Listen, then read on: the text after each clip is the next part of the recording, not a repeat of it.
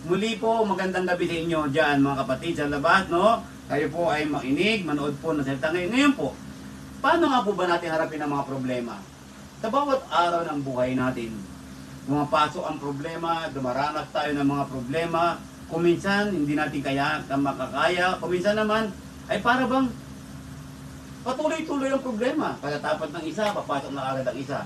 Ngayong gabing ito, titingnan po natin ang Panginoong Yesus. Ang Panginoong Yesus po ay umarap din sa maraming problema. Pero paano po ba siya naipag-deal? How our Lord and Savior Jesus deal with so many problems in His life while He is here in the earth during His ministry sa mundong ito. Ngayon mo, sa gabing ito po, talakayin po natin ito po. Jesus in His dealing with problem. Diyan lang po kayo. Huwag po kayong umalis. Pakinggan po ninyo, panoorin nyo po ang sandaling ito. Sandaling oras lang naman po ito ng ating pag-aaral upang tayo po ay lumakas. Ano po ba sinabi ni John?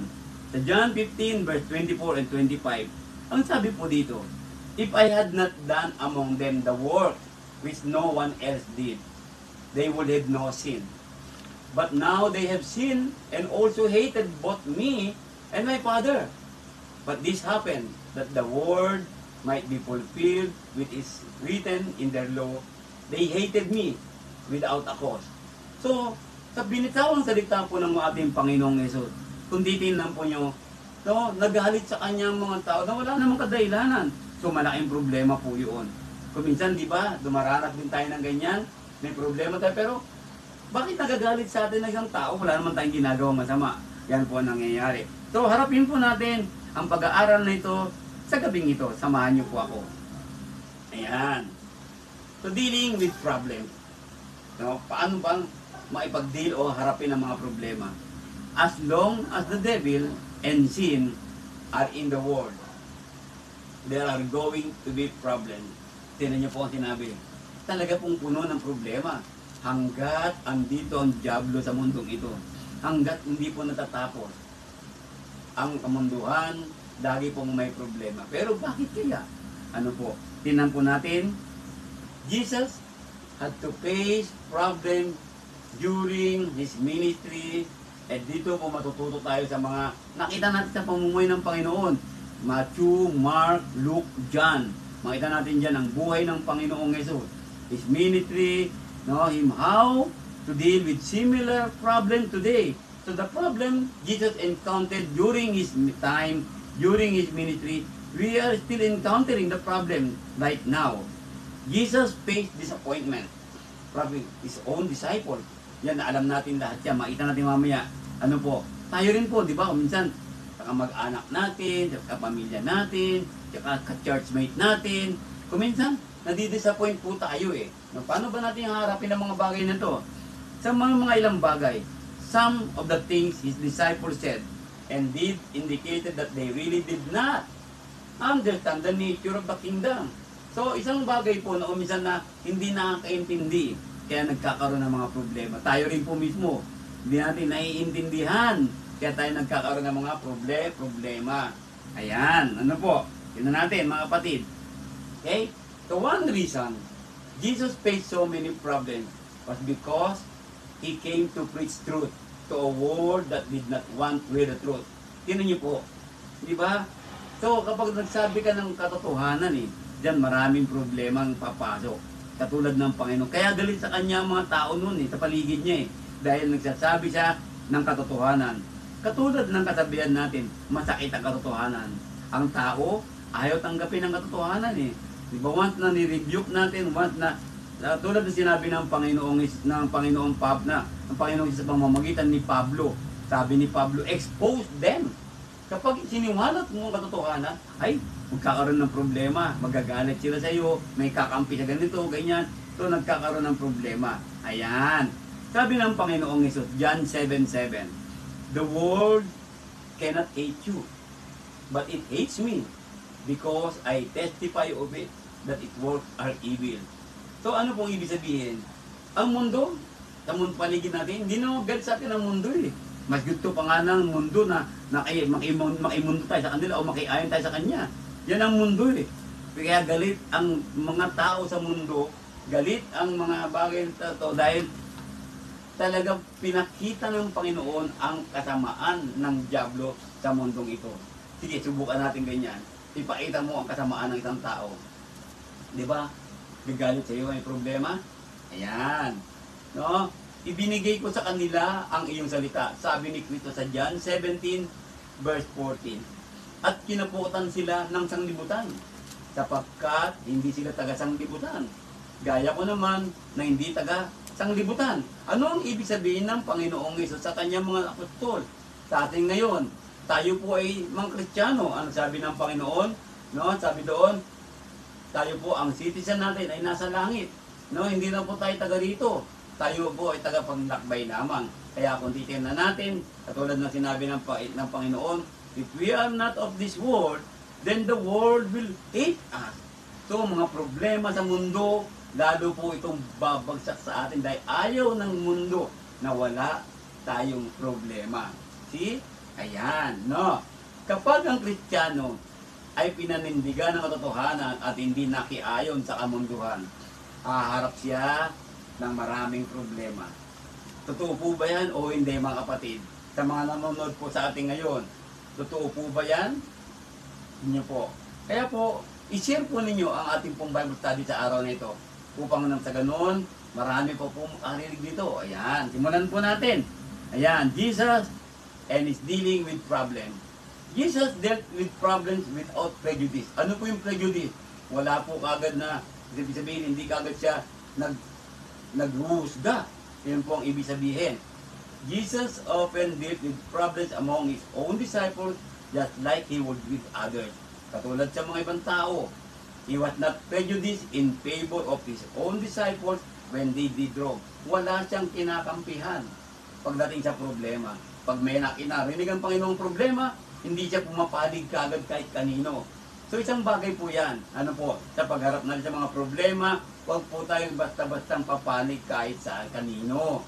Tingnan po natin muna ang sitwasyon. Ang Panginoong Hesus nga po, tinan nyo, hindi siya pumanig. Ano sinabi ng Panginoong Hesus? Tinan nyo po, He did not overlook their problem just because they were His disciples. Hindi po. No? Dito po, Jesus rebuked Peter for standing in His way. Ano po sinabi doon? Basahin po natin. Tingnan po ninyo ang mga Biblia ninyo sa Mateo chapter 16 po. Ayan, babasahin ko po dito sa akin pong Bible app. Ayan, Matthew chapter 16 verse 22 and 23. Ano pong sinabi sa wikang Tagalog ko po babasahin? Ayan. At isinama siya ni Pedro at nagpasimulang. Sabi doon, siya ay pinagwikaan na nagsasabi, Panginoon, malayo ito sa iyo. Kailanman ay hindi mangyayari ito sa iyo. Ang sabi niya doon, datapat lumingon siya at sinabi kay Pedro, lumagay ka sa likuran ko. Satanas, ikaw ay tisod sa akin, sapagkat hindi mo pinag-iisip ang mga bagay ng Diyos, kundi ang mga bagay ng tao. So ano pong ibig sabihin dito, na sinasabi dito, nireview po ng Panginoong Hesus si Pedro, sapagkat akala ni Pedro, no, na hindi mangyayari sa Panginoon sa mga problemang ito. So ganun din po tayo, huwag nating isipin na hindi mangyayari sa atin ito. Mangyayari sa atin to. Pero mamaya po maunawaan natin lahat ito. So he also rebuked James and John for wanting to destroy the Samaritan, di ba? Gusto kasi ng mga ni James at John sirain ng mga Samaritano. Pero nirebuke din ng Panginoong Hesus. So hindi basta-basta pumapanig ang Panginoong Hesus kung paano niya harapin ang mga problema. Tingnan niyo po. Kaya dapat po tayong lahat, mga kapatid, lalo na po ang mga naglilingkod sa loob ng iglesia, mga kalalakihan. No? Then Jesus rebuked His own disciples for their unbelief after they had been given eyewitnesses testimony to His resurrection. Mismong Panginoong Hesus, nirebuke sila doon. Hindi niyo po sinabi dito sa may Marcos. Tingnan po natin. Mark chapter 16 po, verse 14. Tingnan niyo po sinabi ng Panginoon. Ayan. At pagkatapos siya napakita sa 11, samantalang sila ay nakaupong nagsisikain. Di ba? Ang iniisip nila, alam nila patay na, si Panginoon hindi nabubuhay. Kaya po yun, nagpakita sa kanila ang Panginoong Hesus at sila ay nirebuke. Ayan. At pinagwikaan sila sa kawalan nila ng pananampalataya at katigasan ng puso kapagkat hindi sila nagsipaniwala sa nakakita sa kanila pagkatapos na siya magbangon after he was resurrected. Ayan, tinan niyo po. Now, tinan natin. Pangalawa po, Jesus dealt with problem through teaching. Ito po yung problema po sa buhay niya, ginawa ni Kristo, imbit na ganito, kundi hinarap po niya ito ng may pagtuturo. Yan po ang sinabi doon. Hinarap ni Jesus ang mga problema sa kanyang mga disipulo dahil sa kanilang hindi pagpunawa at ang mga maling akala. So, tingnan niyo po nagiging problema. So, nagiging problema po, kuminsan po, kawalan natin ng pangunawa at mga maling akala natin, kaya pumapasok ang problema eh. Ano po? Pero, nangyayari po talaga yan sa buhay natin. Pero dapat daw po, aram natin kung paano harapin ang ganitong klase ng problema. Ano sabi dito ng Panginoong Jesus? When they asked Jesus, who then is the greatest in the kingdom? Tanong sila, sinong dakila sa kaharian? No? Ang ginawa ng Panginoong Jesus, tinuruan sila maging mapagkumbaba. Yan niyo po. He taught them to have humble service like a child. Doon sa Matthew 18 verse 1 to 14 at 15 to 35. Buong Matthew chapter 18 ang itinuro ng Panginoong Hesus how to be humble and how to be forgiving. Tingnan niyo po ang pagtuturo ng Panginoon. So, kapag meron po tayong problema na hindi natin maunawaan, magbata-batang papanig, kung mga maling akala natin, may mga problemang ganyan, so gawin po natin, tingnan po natin ang salita ng Panginoon Diyos. Yan. Ano po? When the mother of James then, so, si James at John, lumapit kay Jesus kasi gusto ng ina ni James at ni John para bang magkaroon ng posisyon ng kanyang mga anak. Pero ano ginawa ni Kristo? Tinuruan lang siya ni Kristo. Tinuro lang ni Kristo na magpakumbaba ka. Yun po binanggit sa Matthew chapter 20, verse 20 to 28 po. Ito po, hindi ko na po binabasa mga Bible verse na yan. Ano po? So, kung titignan po natin, no? Ganun din sa problema po, na iba pang problema ang hinarap ni Kristo. Jesus often deal with problem head on in a forthright and plain spoken. Pansinin niyo po, malumanay ang Panginoon sa mga problema. He knew there were times when it was necessary to speak plainly to the problem. So harapin ang problema kasi may mga tao po minsan tatalikuran natin ang problema. Hindi po harapin ang problema. Wala pong sinuturo ang Panginoon na huwag mong harapin ang problema. May lahat tayo may problema. Problema sa paikitungo natin, problema sa kasama natin, problema sa ganito, mga bagay na ganyan. No po. Pero dapat po ito harapin at tingnan natin. At dito po, kailangan po ito maging mahinahon tayo. Yan, no po. Plain spoken way. No po. Yung tapat. Walang halong kalokohan o walang halong kasinungalingan. Tapatin mo. Yan po ang sinasabi po na binabanggit ito. Katulad ng sinabi ni Kristo, kinorek po niya misbehavior among the Jews like their hypocritical practices and judgment towards Him. Tingnan niyo po, John chapter 7. Tayo po natin. John chapter 7 verse 21 to 24. Tingnan niyo po sinabi. Jesus answered and said unto them, I have done one work, and you all marvel. Moses therefore gave unto you circumcision, sabi doon. Okay? Not because of his Moses, but of the Father. And you on the Sabbath day circumcise a man? If a man on the Sabbath day receives circumcision, that the law of Moses should not be broken, are you angry at me? Because I have made a man every week whole on the Sabbath day? Iyon. Judge not according to the appearance, but judge righteous judgment. Tingnan niyo po kung paano po mag-rebuke ang Panginoong Hesus. No, diretsahan. Bakit? Masama ba? Kung paano kung pinagamot ko ang isang tao during Sabbath day? Sabi niya doon. Kasi, kundi hindi naman niya sinasabi na nilabag niya ang kautosan ni Moses. Mismo ang Panginoong Hesus. Diba siya po kasi ang Panginoong Hesus kasi ang Diyos. Ang law. Kaya po, tinan niyo po, sinabi niya doon. Sabi binanggit diyan. No? And then, he said to those Jews who were living in sin and would not believe, you will die in your sin. Tignan niyo po tahasan, diretsong sinabi ng Panginoong Hesus, you will die in your sin. Where I go, you cannot come. Maganda po yun. Di ba? Kaya po pag may mga ganitong bagay na mga problema tayo, pwede nating harapin ito. Pero dapat na po malumanay lang po ang pagsalita natin. Po, tayo din po kung minsan nakakarim tayo kasi alam niyo po yung katotohanan, masakit di po ba? No, kaya tayo nagkakaproblema dahil ayaw natin tanggapin ng katotohanan kapag sinabi sa atin ng ganito Katulad po nito, hindi ka magbago. So, hindi ka maliligtas. Totoo po yun Yun ang katotohanan kapag hindi tayo nagbago Kapag tayo ay may kasalanan.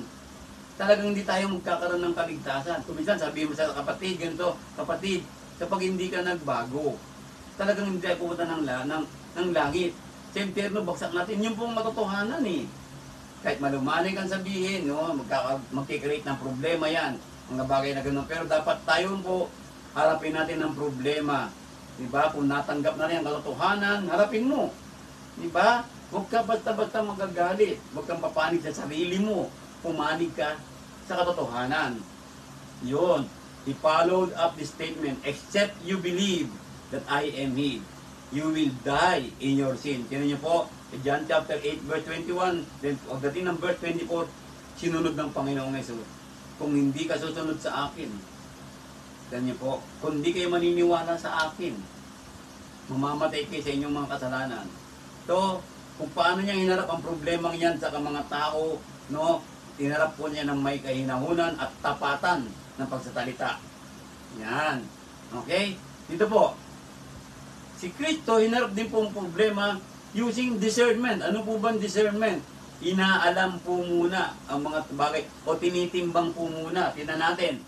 Open solve problem and took the initiative and action to resolve them. He was perceptive and discerning.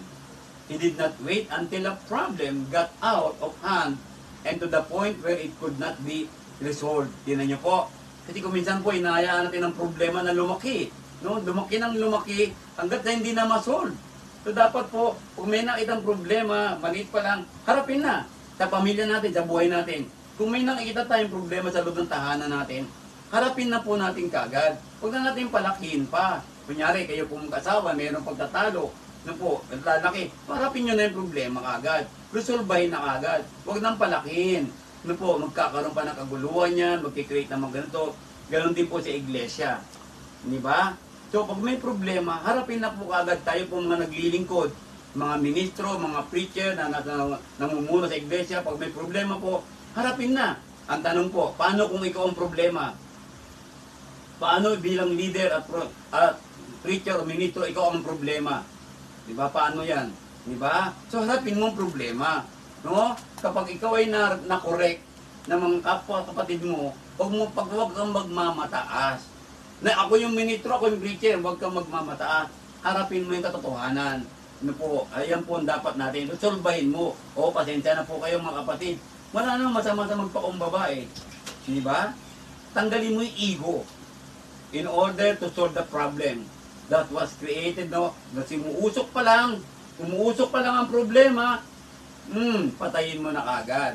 Ganun po, ibig sabihin, harapin mo na maayos. Tingnan niyo po sinabi, ganyan po ang Panginoong Hesus. Diniscern ka niya, ano ba nangyari? Tinimbang muna niya. Hindi yung kagad na, ganito, ganyan, ganyan. Nagkaroon na ng ganon-ganon-ganonan hanggang sa lumaki na ng lumaki. So, nag-create, hindi na ma-record, naghiwalay na. Tingnan niyo po ang nagiging problema. Now, when Jesus saw His disciples reasoning about who was the greatest, ayan, He acted immediately by taking a little child and teaching them a lesson on humility and service. Tingnan niyo po, di ba? So, nandito po sa pagharap natin ng problema sa ibang tao, sa tahanan, dapat po, andun po ang pagpapakumbaba lagi. Di ba? Kung titignan niyo po, kailangan po yun Kasi without humility, you will never be able to solve the problem arising in your life, arising in your family, arising in the congregation, arising everywhere in your, sa mga bagay-bagay ito. Kapag wala po yung pagpapakumbaba, talaga pong hindi mangyayari po. Mareresolve yan. Diba? Halimbawa, ikaw naman po nagpakumbaba ka na ngayon. Eh, yung isang tao ayaw pa. So, wala na tayong magagawa doon. Basta ang mahalaga sa iyo, nagpakumbaba ka, naresolve mo yung problema sa sarili mo. Ang sabi nga ng Panginoon, di ba, naalala nyo, if possible, sabi niya, live peaceably to all men. So, yun po, magiging mapayapa ka eh. Malilinis po yung garang, wala na ang problema. So, ayaw kanyang tanggapin, gato. So, ipag-pray mo nang ipag-pray yan. Ano po, basta ikaw ay maliwalas na, maganda relasyon mo, nakakapaglingkod ka na mabuti. Yung sinasabi natin ng mga nababasa sa Facebook, di ba? See? Nababasa niyo sa Facebook, ano? Yung mga toxic na tao, alisin mo na yan eh. Di ba? So, harapin mo yung problema, kung ano nangyari. So, ayaw niya sa'yo, so tuloy mo lang ang buhay mo. Ayun, di ba? So, may problema ka, halimbawa, kailangan mo ng ganito, harapin mo yung problema. Hindi yung kung saan-saan ko gagawa ng kagad ng mga bagay na ito na tinan mo magsisisihan. Kasi ito po galing ng mga tao eh. Alam niyo po yung sisihan? Di ba? Sisig agad dito, sisigan. Ikaw kasi may kasalanan, ikaw, no, wag po ganun. Kaya lalaki ng lalaki ang problema. Gayahin natin ang ating Panginoong Yesus. Ayan. No? When Jesus perceived that the multitude were coming to take him by force and make him a king, he withdrew himself from it. Ito naman isang problemang ito. Ito yung mga tao na gusto siyang ilukluk na bilang hari. Ang ginawa ng Panginoong Yesus, inimalik na lang siya para hindi na magkagulo. Kasi panahon ni Kristo, magkakaroon ng kaguluhan eh. So ginawa ng Panginoong Yesus para kasi siya yun eh, siya mismo. So anong point ngayon dito natin? So kung ikaw magiging sarili ng problema, ay lumayo ka muna. Katulad ng Panginoong Yesus, lumayo na muna siya eh. Di ba? Kaya alam niya kasi mag-create eh. Dahil siya yung pinipreach ng mga tao, siya gusto ng mga tao gusto siyang gawing hari. Ayun. Ano po? Huwag niyo po, mga kapatid. Yan. Jesus deal with problems undeterred. Ano pong ibig sabihin po nito? Tingnan natin. Jesus had to face the problem of unjust. Ayan. Ito na po, nararanasan natin lahat to. Lalo-lalo na po. Yan. Tingnan niyo po unjust criticism on many occasions during his ministry. Mga kapwa ko leaders, mga kapwa ko preacher na nabubuhay na tunay na nagpapakumbaba at tunay na may puso. Nararanasan natin po lahat ito. Ito kuminsan ay hindi naiintindihan ng mga kapatid natin. Kaya dapat po talaga po, sa loob ng kongregasyon, dapat talaga nagkakaunawaan po tayo. Nagkakaintindihan po tayo. So, iwasan natin yung mga unjust. Anong ibig sabihin ng unjust? Wala naman pong basihan na criticism. Basta lang may masabi tayo, gusto mo ganito para ikaw ganyan. So, yun po yung mga mali. Kaya nagkikreate po yan ng problema. Problema saan? Problema sa iyong sarili yan. Sa isip mo, sa puso mo, at nagiging problema yan ng buong kongregasyon o ng buong kapaligiran mo, buong environment mo na ngayon. Kaya po, iwasan natin ang unjust criticism. Kaya kung kakaroon tayo sa opisina, sa eskwelahan, saan tayo nandoon, nandiyan po, paano natin harapin ito ngayon? Paano mo ngayon harapin ito mga kapatid? Hindi ba? Ako po, sa harap buhay ko, naku, marami na po akong unjust criticism. Pero, paano ko ba naharap yan? Yung mga bagay na gano'n. So, tinan po natin ngayon ang Panginoong Yesus. At times, either Jesus or His disciples will be criticized. He was criticized for healing and forgiving of sin. Bakit po? Ano ba nangyari? Sa Matthew chapter 9, basahin po natin. Matthew chapter 9, verse 1 to 8. Tingnan po natin ang pangyayari po dito. Matthew 9, verse 1 to 8. I'm going to read it on English po. And he entered into a ship and passed over and came into his own city. And behold, they brought to him a man sick of palsy, lying on a bed, and Jesus, seeing their faith, said unto sick of the palsy, Son, be of good cheer, thy sins be forgiven thee. And behold, certain of the scribes said within themselves, This man blasphemed. Tingnan niyo po, di ba?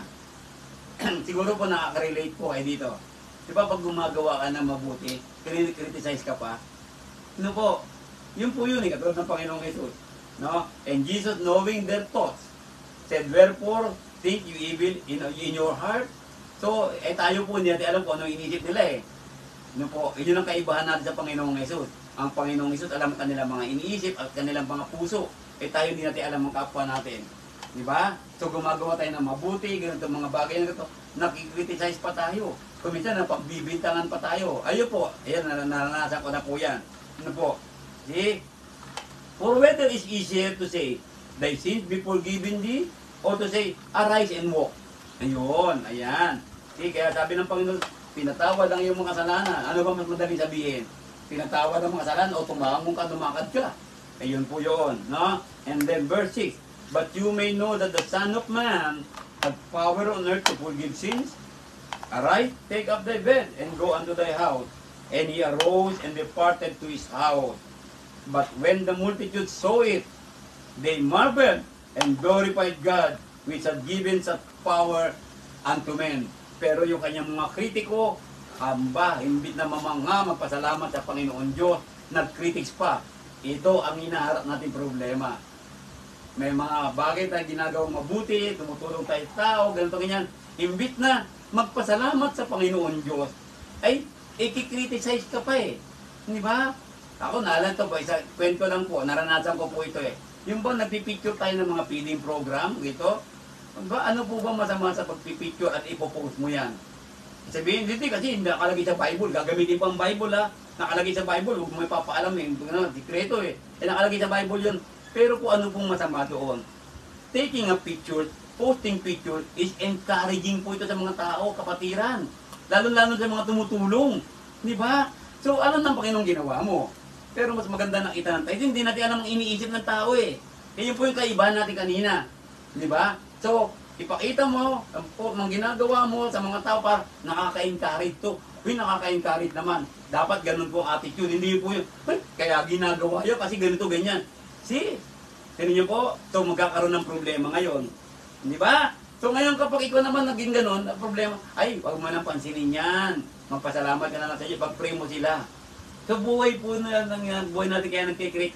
So, kaya nagkikreate ng problema dahil sa pagkikriticize natin eh. So dapat po sa magkakapatid, lalo-lalo sa buong iglesia, wala po dapat ganyan. Unless po na mabuti naman ang ginagawa. Eh kung masama ginagawa, kung dibawa, nag-create ng division, yun po.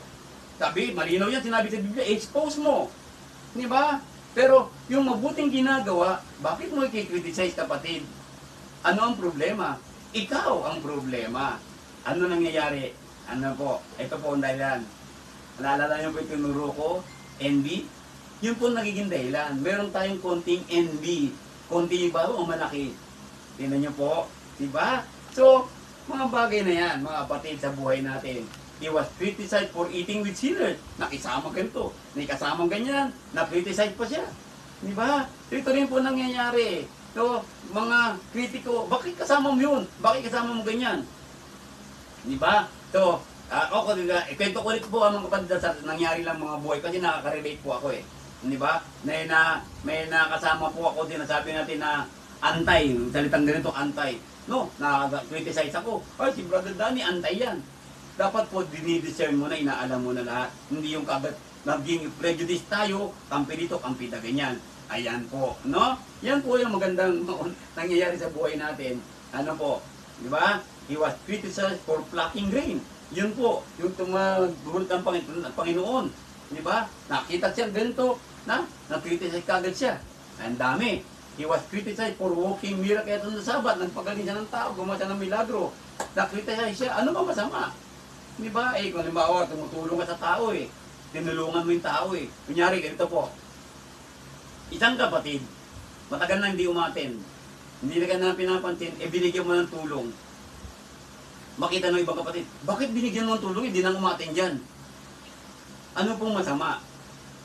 Di ba? Si kapatid mo yun eh, matagal na hindi umaattend eh. So bigyan mo pa rin ng tulong. So kahit sino tulungan. Di ba? So yun po yung sinasabi. Huwag mo na i-criticize. Bakit bibigyan mo, hindi mo mag-attend dyan. Pera lang nga po niyan, pagkain lang nga po niyan. Di ba? Hindi dapat ganoon. Mga ganung bagay. O, pero ito ang katotohanan. Sabi kanina, di ba? May katotohanan po. Meron po talagang taong ganyan. Lalapit sa iglesia, kapatid sa iglesia, dahil mayroong gusto. Kapag wala nang gusto, wala na. Totoo po yan, masakit po, pero kaya ng katotohanan. Di ba si Kristo, sinabi po yun, totoo, plainly, binanggit niya kanina. Tingnan niyo po, yan po ang katotohanan.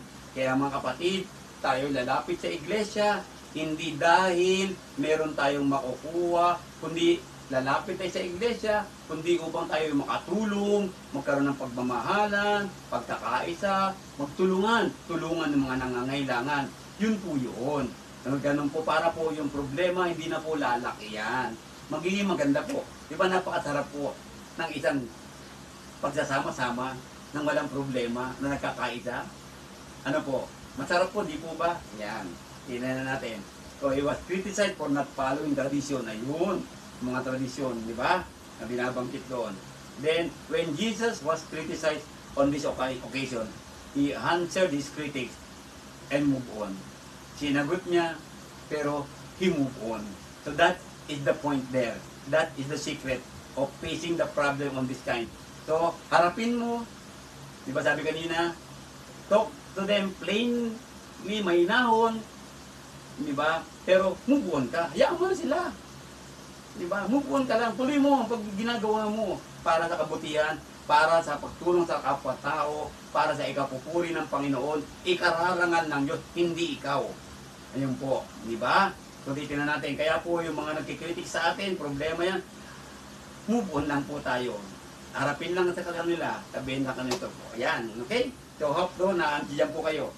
Okay, tinan po lang po dito sa ating po mga nasa paligid natin ngayon. Ayan. So, nandito po tayo. Sana po, na tuloy-tuloy po, nandiyan lang po kayo. Yan, Jesus dealt with problem boldly. Ayun, sabi doon. Jesus had to face some problem with boldness and resounding no. Yan.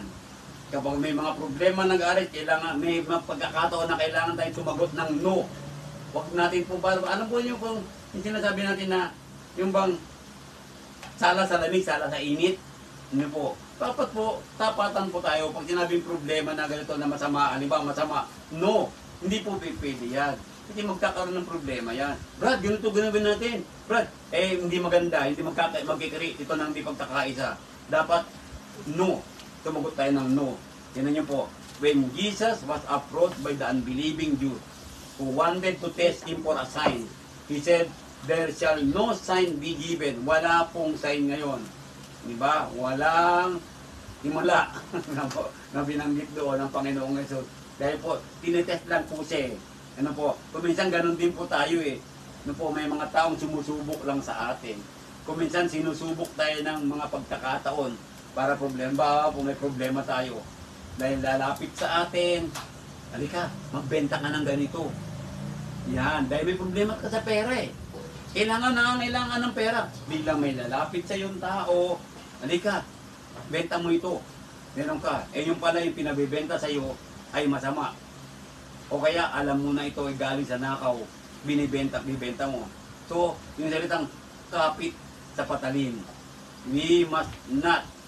Dapat po, kailangan natin no. Kasi po, pag kinuha mo yan, lalong lalaki ang problema mo. Tingnan nyo po, diba? Ano po? Yan sabi natin, lalong lalaki ang problema mo. At lalaki na hanggang sa hindi mo na ma-resolve. Lalo kang mababaon sa tinatawag na ganito. Halimbawa po ganito po, di ba? Yung mga pag-utang-utang, yung mga yan po kaugalian ng mga tao eh. Yung utang dito, utang doon. Hindi mo alam, babaon ka, mababaon ka dyan. Di ba? So, hanggat maaari, kasi wala ka nang malapit, sabi mo, hindi ba? Nung may mga tao sa paligid mo, na baka makahinga mo ng tulong, merong iglesia, may church, di ba? Kung ikaw ay tapat sa iglesia at tuloy-tuloy kang ganito, hindi ka naman pababayaan ng Diyos eh. Di ba, ang isang taong tapat sa Panginoon Diyos, kailanman hindi siya pinabayaan ng Diyos. Kaya tayo nagkakaroon ng problema, hindi tayo nagiging tapat. Yun po nangyayari. Kaya dumarami po kasi, bakit po? Di ba sabi kanina, ang mundo galit sa atin? Kasi po, ang mundo ay punong-puno ng problema. Umaayon ka sa mundo. Kapag nakiayon ka sa kamunduhan at mundo ang sinusunod mo, sarili mo, iniwanan mo ang Panginoong Yesus, lalong-lalo lalaki ang problema mo.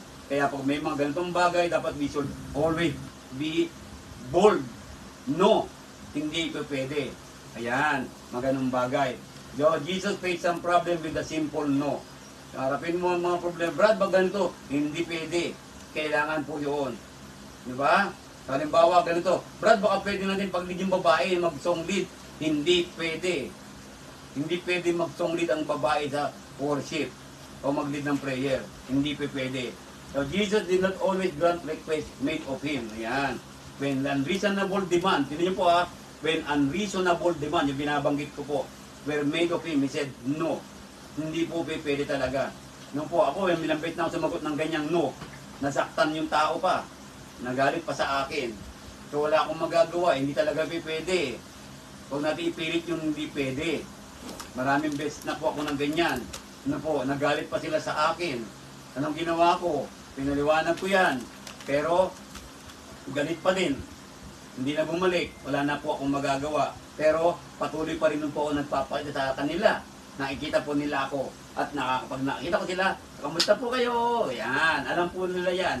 Siguro po, yung mga tao dyan sa paligid ko, alam nila yan. When Peter stood in his way, he said, lumayo ka sa akin. Get behind me. Ayan, sabi na doon. Kaya po, sa buhay natin, sa mga problemang ito, ito rin po, no? Kung paano hinarap ni Kristo ang problema, apologetically, sabi doon. Ano sabi doon? Katulad ni Jesus, umarap sa mga problema ng tanong na sinusubok lang siya, pero wala namang interest na paniwalaan ang sagot niya. Ganyan din po tayo.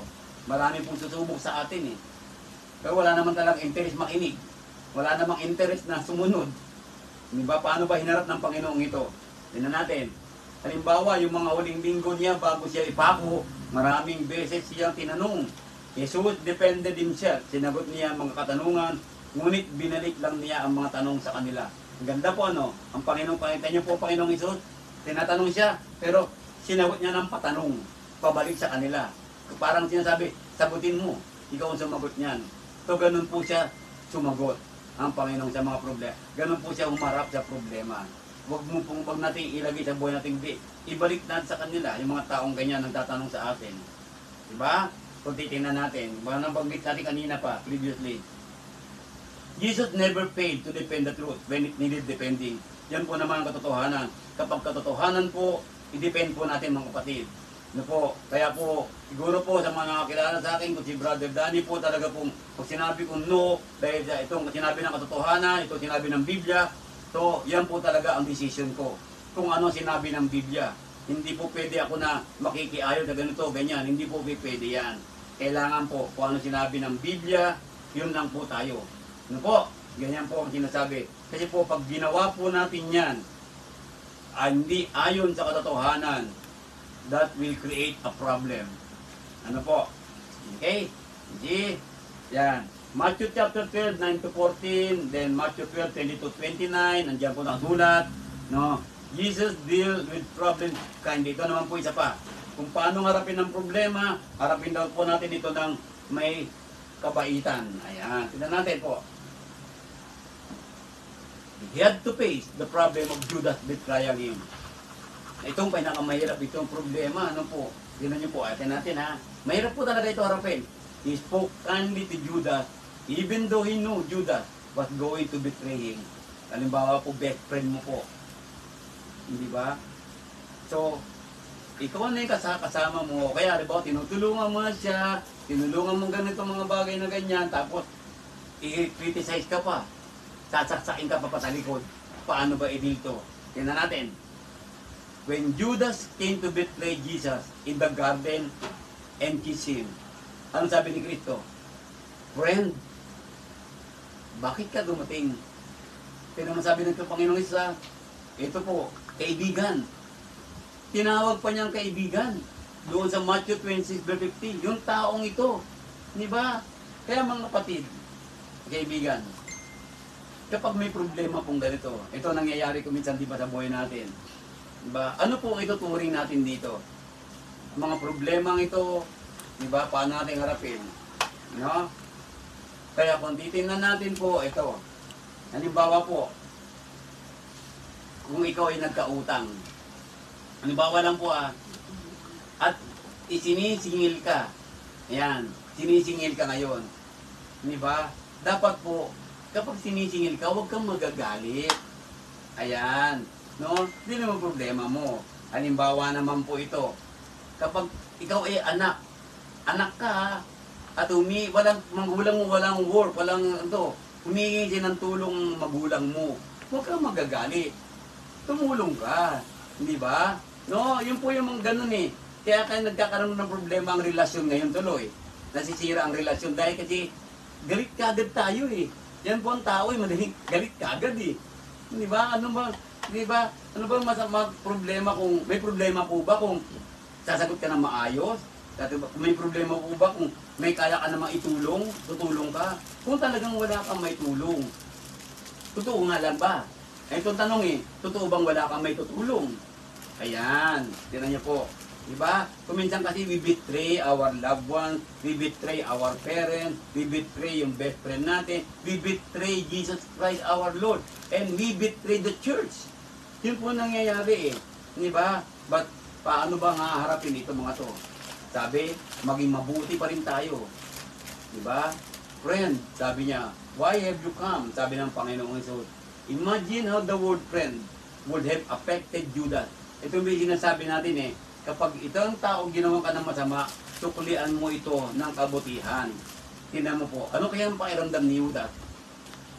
Tingnan niyo po, kaya doon di ba si Judas, he was pricked in the heart, nasaktan siya?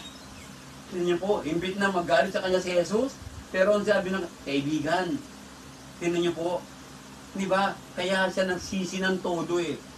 Sa sobrang sama na ginawa niya sa Panginoong Hesus, sinuklian pa din siya ng Panginoong Hesus. Tinawag pa din siya na kaibigan. Tingnan niyo po. So yun po yung napakaganda eh. Di ba? Kapag may ganyan po, no, huwag natin pong patulan ang mga ganitong tao, mga ganitong problema. Basta po, kung dito tayo, kung may naharap ang problema, may sakit sa pamilya naman, may walang pera, ganitong mga bagay, na walang trabaho, hindi po ba, maging mahinahon lang po lagi. Magdasal po. Magdasal po tayo. Ano po? Lalo na kung ikaw nasa iglesia, tayong tapat tayo. Andyan din po marami tayong kapatid na tutulong sa atin. Iba't ibang kongregasyon. Kilala naman tayo, kilala ka, di ba? So ano ba yung makahingi tayo ng mga tulong? Sama-sama tayo. Ang iglesia po ay iglesia ng punong-puno ng pagmamahalan at pag-uunawaan at pagtutulungan. Yan po. Kung umaayon po tayo sa katotohanan. Yan po sinasabi yung umaayon tayo sa katotohanan. Yan. If we continue to abide in the truth, then we will always have understanding and love to one another. Kasi po, that's why problem created because some did not follow the truth. Problem created because you or I or us hindi tayo sumusunod sa salita ng Panginoong Hesus. Ano nangyari? We follow the word, ang kamunduhan. Ayan. No? We need to keep our composure. Yan po. He did not use a problem as an excuse to get angry, violent, and verbally. Kasi ganito ka yan. Hindi. Umalis ka sa akin, Satanas. Umalis ka sa akin, Judas ka. May ginagawa mo, walang ganoon. Kuminsan kasi meron tayong emosyon. Kapag umira lang emosyon natin. Kaya sabi ko kanina, dapat ipailalim lagi katotohanan. Ano po? Kaya sabi ko sa inyo, mahirap harapin kuminsan ganito mga problema. No? Kala na sa pag nawalan tayo ng pera, kuminsan tayong mag-asawa, wala tayong makain, ganito, nag-aaway na eh. Imbit na magtulungan, magdasal kayo muna, ganito, bagay na ganyan. Di ba? So, napakarami po ng mga bagay na ganon. Nagiging problema sa buhay natin. Ngayon po, di ba? Hindi po niya hinarap ito na tinatabi natin na non-combative way. Jesus had to face the problem din of rejection, false accusation, and even death threats. Tingnan niyo po, diba? Alam ko naman, tayo nakaranas na tayo ng reject. Na-reject na tayo. Nakaranas na tayo ng mga false accusation. Marami sa ating ganyan, nakaranas na. No, napagbintangan tayo ng mga mali. No, hinarap niya lahat ito ng walang, sabi dito, no, he faced this problem without threatening anyone. Hindi siya nagbanta. Never siya nagbanta sa isang tao nung hinarap niya ang problemang ito. Never siya nag-curse. Tandaan mo, mamamatay ka din. Yung mga ganun salita natin. Never ang Panginoong Yesus. Nung inarap niya ang mga problemang ganun sa buhay natin. O kaya may problema sa pamilya. Mabuti pa, mamatay na lang ako, Panginoon. Hindi ba? Mali po yung ganoon, mga salita. Di ba? Mabuti pang mamatay na tayo, wala na tayong ganito. Mali po yung mga salitang ganyan. Huwag po ninyo sasabihin niya. Huwag yung isipin na magpakamatay kayo pag may problema kayo. Pag nagpakamatay ka, di mas lalong maging laking problema. Tandaan mo, kapatid, ngayon, kung nanonood ka, kung may kapatid, kaibigan kayo, may mga problemang ganito, at nawawala ng pag-asa. Nandito tayo. Nandito ang Panginoong Yesus. Ano po, tulungan natin sila.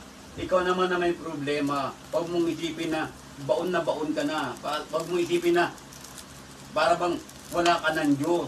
Huwag mong isipin na mamatay ka na lang. E paano kung mamatay ka? Sige nga, gusto mo bang mamatay na? Sagutin mo, oo, gusto mo na mamatay na. Di ba? Hindi ka naman papatayin ng Diyos eh. Unless napatay mo sarili mo, kapag pinatay mo naman ang sarili mo, ang laking problema mo lalo kang problema. Problemado ka lalo sa impyerno. Di ba? So, as long as life goes on, problem is always here. But we need to face the problem like how Jesus our Lord faced the problem in His life. That's why we are studying right now so that we will learn more. Di ba? Okay? He did not stay where He was not wanted. Yan niyo po. Halimbawa, ang mga Hudyo gusto siya itapon sa bangin. Sa gitna, dumaan mismo ang Panginoong Hesus. Hinarap niya yung problema. Doon siya dumaan mismo. Yan niyo po. Ano po? When He was rejected by the people, sa sarili nilang bayan, anong nangyari? Andun din po siya, hinarap niya. Matthew chapter 13, verse 54 up to 58. Yan po, makita natin. Umalit na lang siya nang gusto siyang gawin hari ng mga ilang Hudyo. Yan po, para walang kaguluhan, walang mangyayaring gulo. Di ba? Halimbawa po, ikaw yung naging sanhi ng kaguluhan. Di ba? Sumabuti pang tumahimik ka muna, bumaba ka muna. Doon ka muna, pasensya magpakumbaba ka, humingi ka ng tawad sa buong ganito, ikaw naging problema eh. Humingi ka ng tawad. Di ba? Sino ba namang kapatid ang hindi ka mapatatawarin kung tunay kang humingi ng tawad? Di ba? Yung po yun ang kaibahan eh, magpakumbaba ka.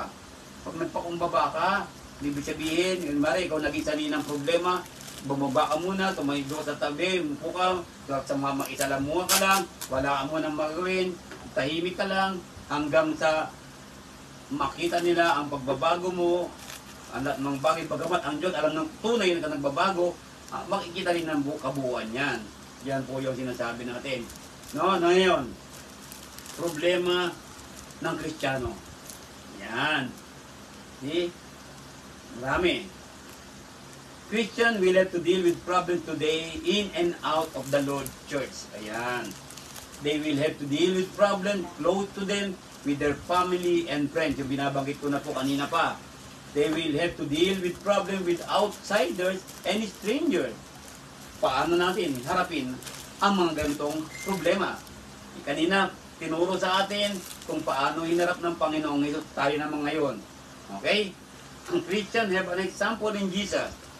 For to this you were called, because Christ also suffered for us, leaving us an example that you should follow His steps. How to deal with problem? Paano natin harapin ang problema? Sundan natin ang Panginoong Hesus. Pansinin niyo po. Walang problemang hindi masosolve kung gagayahin natin ang Panginoong Hesus. Tandaan niyo po, lagi kong sinasabi, sa madilim na tunnel, laging may liwanag sa dulo. Yun po yun eh. Ang ibig sabihin, sa lahat ng problema, may kasagutan at mayroong pagiging aliwalas. Sino bang taong walang problema? Meron po ba? Meron. Taong patay. Hindi ka naman patay, buhay ka. Ito may problema. Kaya, ito ang gagawin natin mga kapatid. Yan. Christians will have to face problems with their fellow brethren within the local church from time to time. Totoo po yun. The problem can be faced with prayer, yung binabanggit. Prayer and understanding of my brother. In the same way sa pamilya, ganun din po. Di ba? To solve the problem, pray. Pray lang po tayo. Pray without ceasing. The prayer of a righteous man avails much. Anong ibig sabihin nun? Di ba? Ang panalangin ng taong patuloy na sumusunod sa katotohanan, magiging katanggap-tanggap. But be at peace with one another. Mark chapter 9 verse 50. And Paul, tinuro sa atin ni Paul, follow after things which make for peace. Ayun, sabi sa Romans 14:19, basahin po natin. Romans 14:19.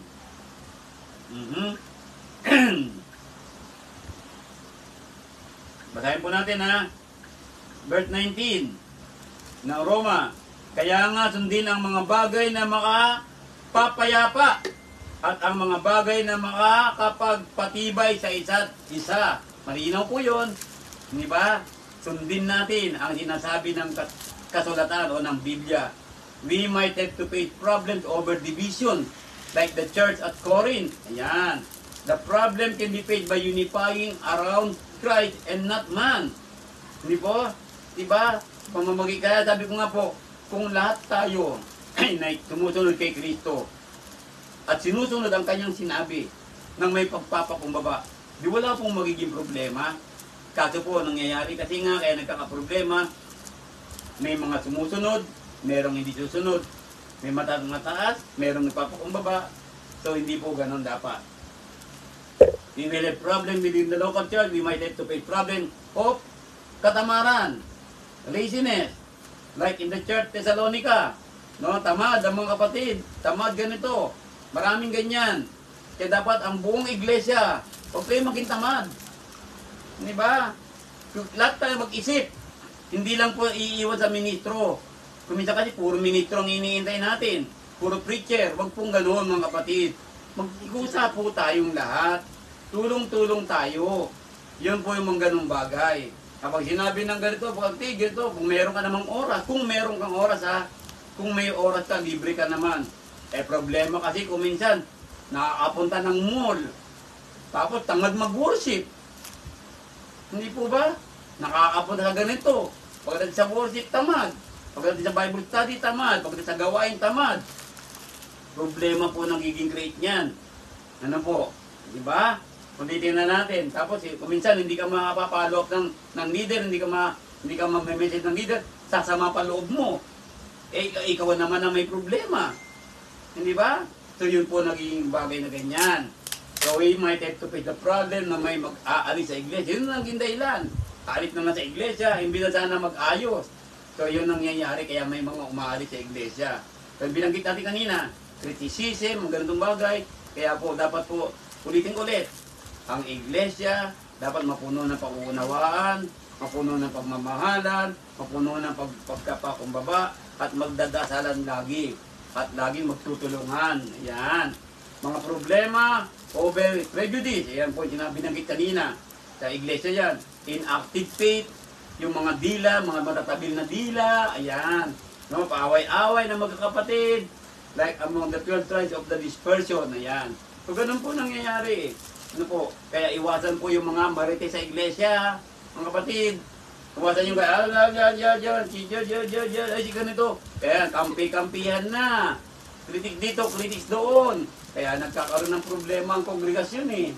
Yan po nangyayari. Ano po, dapat po, hindi na po tayo ganyan. Sana po naririnig ito lahat ng mga namumuno rin at lahat ng kapatiran. Ano po? Nandiyan po dapat lahat tayo. May mga problema din tayong haharapin laban sa persecution ito. Kapag nape-persecute ang isang kapatid, at sama-sama tayo. Tulungan natin yung kapatid, hindi yung kakampihan mo pa yung nagpe-persecute. O kaya, hindi ka tutulong, iiwanan mo na yung kapatid na na-persecute. So, kawawa naman siya. Kaya nga sabi ko nga, ang iglesia sama-sama eh. Di ba? Kapag nasaktan ng isa, masaktan tayong lahat. Kapag masaya ang isa, masaya tayong lahat. Kapag umiyak ang isa, umiyak tayong lahat. Kapag natuwa ang isa, matuwa tayong lahat. Yun po yun, ang iglesia. Ayan, ano po? Harapin natin ang laban sa persecution. No, sama-sama tayo. Marap. Yun. May problem din sa self-assertive preeminence, katulad ni Diotrephes. Ano pong ibig sabihin nito? Gusto niya yung siya ay mataas. Yung tinutulong ko na Diotrephes syndrome. Meron tayong ganyan eh. Ay, ako ganito. Ako yan. Di ba? May mga kapatid din tayo na kuminsan, feeling nila sila may-ari na iglesia dahil nagbibigay sila ng malaki. Hindi po. Dapat nga magbigay tayo lahat ng malaki kung meron tayong bibigay. Hanggat maaari po. Ayan. Kung kaya natin. Ngayon, titignan natin. Tandaan nyo po, ang pagbibigay po, pagpapakumbaba din yan. Ano po? Huwag nating isipin na ikaw yung mataas. Kunyari, ako yung nag-start ng kongregasyon na to. Ako yung ganito. Ayun, hindi dapat ganun. Hindi po tayo nag-start ng kongregasyon. Tayo ay instrumento. Hindi ba? Hindi dapat ganoon. Instrumento lang tayo ng Panginoon Diyos. Tapos sasabihin sa'yo, ikaw nga ganun minsan Hindi po ganun. Huwag kang sasalita lang ganun. Minsan ganun. Wala pong ganun. Dapat ganun yun. Hindi ba? Kasi tao lang po tayong lahat. Sabi ko nga, nasa mundo tayo. Kaya dapat magtutulungan tayong lahat. Yan po yung mga ganun. Di ba? Huwag ka tayong maging katulad ni Duterte. Nung siya yung mataas, siya yung may alam, siya yung marunong. Ito, no? Huwag pong ganoon. Ayan. Meron po mga problemang ganyan. Paano natin harapin yan? Harapin po yan na may pagmamahal, nang ayon sa katotohanan, nang ayon sa salita ng Panginoon Diyos. Ayan, mga ungodly men. Ayan. No, may mga ganyan po talaga sa iglesia rin at sa kapaligiran natin. No? Then, yung mga false teachers din po. Ayan. Ano ba yung false teachers? Mga nagtuturo ng taliwas sa kautusan ng Panginoon. Meron kasi minsan, merong magpapanggap na sila ay tupa, pero sila pala mga lobo, sisirain lang ang kongregasyon. May ganyan po. Paano natin harapin yan? Ayan, tanong niyo po.